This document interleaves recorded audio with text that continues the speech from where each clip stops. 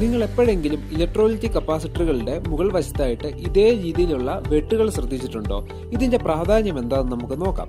സാധാരണഗതിയിൽ വാല്യൂ വളരെ കൂടിയിട്ടുള്ള ഇലക്ട്രോലിറ്റിക് കപ്പാസിറ്ററുകളിലാണ് ഇത്തരം വെട്ടുകൾ കാണപ്പെടാറുള്ളത്.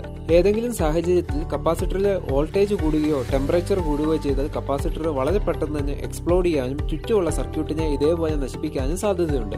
അപ്പോൾ ഈ ഒരു സാഹചര്യത്തെ മറികടക്കാൻ വേണ്ടിയാണ് എമർജൻസി എക്സിറ്റ് എന്നുള്ള രീതിയിൽ ഇതേ രീതിയിലുള്ള വീക്ക് പോയിന്റുകൾ കപ്പാസിറ്ററിന്റെ മുകളിൽ കൊടുത്തിട്ടുള്ളത്.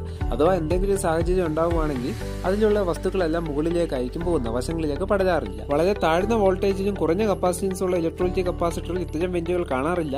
എന്നാൽ മിക്കപ്പോഴും നമ്മൾ പവർ സപ്ലൈയിലൊക്കെ ഉപയോഗിക്കുന്ന വലിയ കപ്പാസിറ്ററുകൾ ഇത്തരം വെന്റുകൾ വളരെ കോമൺ ആയിട്ട് കാണാറുണ്ട്. അപ്പോൾ തീർച്ചയായിട്ടും ഇതേ രീതിയിലുള്ള സേഫ്റ്റി വെന്റുകളുള്ള കപ്പാസിറ്ററാണ് കൂടുതൽ സുരക്ഷിതം.